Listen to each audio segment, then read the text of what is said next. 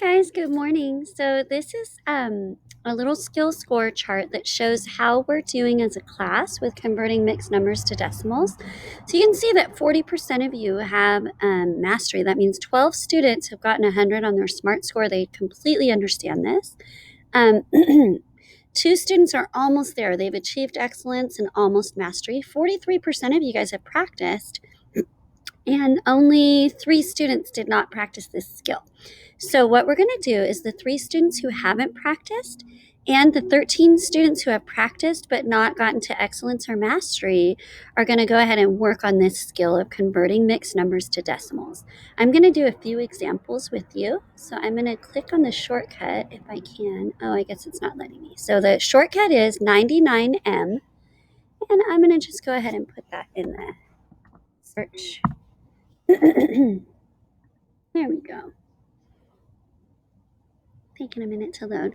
So what you're doing is you're writing 3 and 39 hundredths as a decimal number, remembering that hundredths are what go after the decimal point. So the big number here, the whole number, goes to the left of the decimal point. Then you put the decimal point, and then you put the other 2 hundredths. Okay, 7 and 27 100ths as a decimal number would look like this: 7.27. So it's really actually straightforward.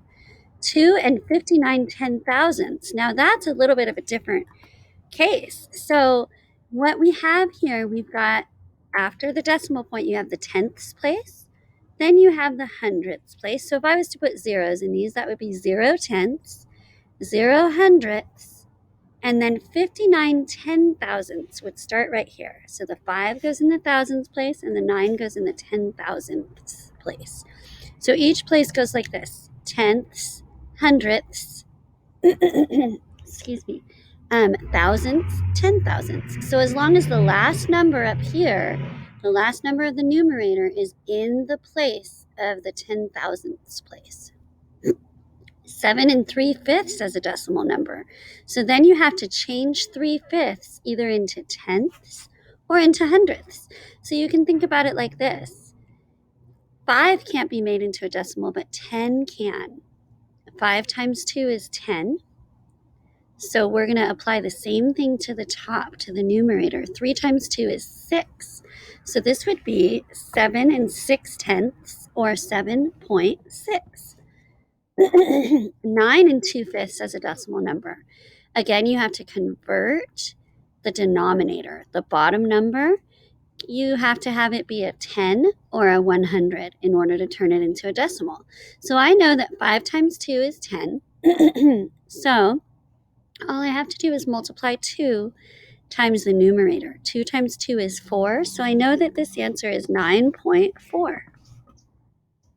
1 and 3/4 as a decimal number. That's a little trickier because 4 can't go into 10. So we have to go into hundredths. And I know, because I've counted quarters before, that 25 times 4 equals 100. So 4 times 25 is 100. So then I just have to multiply the numerator times 25. So the numerator is 3. 3 times 25 is 75. So I'm going to write this as 1 and 75 hundredths, or 1.75. Write 7 and 1/4 as a decimal. So remember, 4 can't go into 10, so we're going to have to make it into hundredths. And 4 times 25 is 100. So I'm going to have to multiply by 25 on the numerator, which is super easy because 1 times 25 is 25. So we have 7 and 25 100ths, or 7.25. 6.5. So 2 is the bottom number on this fraction. It's the denominator. And 2 can go into 10, or it can go into 100. So I'm going to put it into 10. I know that 2 times 5 is 10. So I'm going to multiply the numerator. 1 times 5 is 5. So I have 6 and 5/10ths, or 6.5. Okay. Hopefully that gives you a little bit of a start, and I can do another video where I show you on the whiteboard as well.